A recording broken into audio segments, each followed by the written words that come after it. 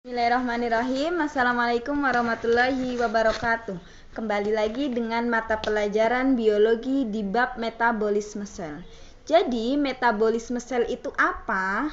Nah, metabolisme sel itu bisa disebut juga dengan reaksi enzimatis. Kenapa disebut dengan reaksi enzimatis? Karena setiap metabolisme pasti membutuhkan enzim.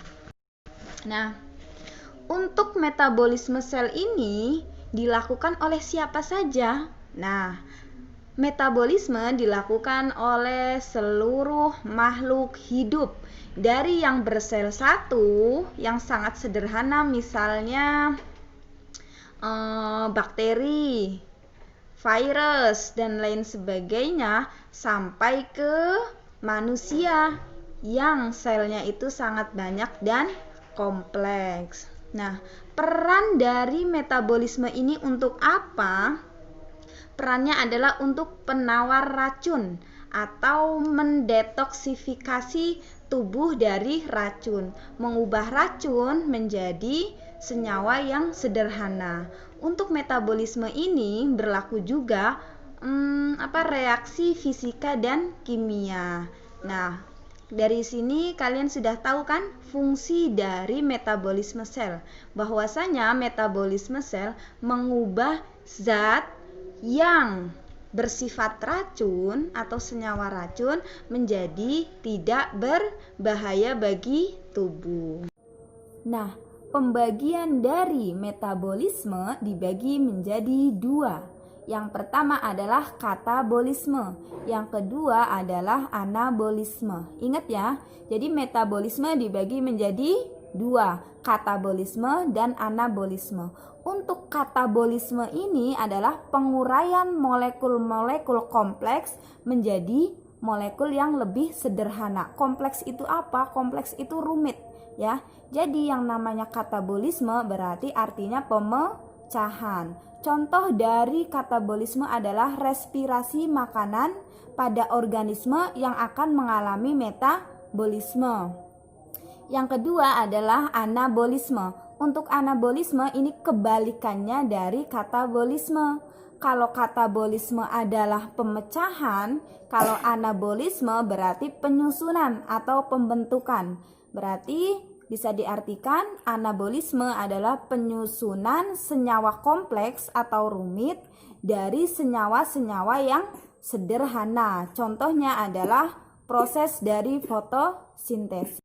Komponen enzim dibagi menjadi dua, yaitu apoenzim dan gugus prostetik. Ingat ya, dibagi menjadi dua, apoenzim dan gugus prostetik. Kenapa kita membahas enzim? Dikarenakan setiap metabolisme pasti membutuhkan enzim. Maka dari itu kita membahas pembagian dari komponen enzim, yaitu apoenzim dan gugus prostetik. Untuk apoenzim ini berupa protein dan bersifat tidak panas atau termolabil. Nah, untuk gugus prostetik ini bukan protein dan bersifat aktif. Nah, untuk sifat-sifat enzim itu ada 5. Yang pertama, biokatalisator. Dia itu mempercepat reaksi tanpa ikut bereaksi. Yang kedua adalah bekerja secara spesifik atau khusus ya. Jadi enzim ini hanya bekerja pada substrat tertentu saja. Jadi kalau misalnya ada substrat yang tidak cocok dengan enzim itu, maka dia itu tidak akan ikut bekerja karena dia itu bekerja secara spesifik atau khusus atau pilih-pilih gitu ya. Yang ketiga ada diperlukan dalam jumlah sedikit. Jadi sedikit saja yang diambil dalam sifat enzim itu untuk metabolisme. Yang keempat adalah bekerja bolak-balik.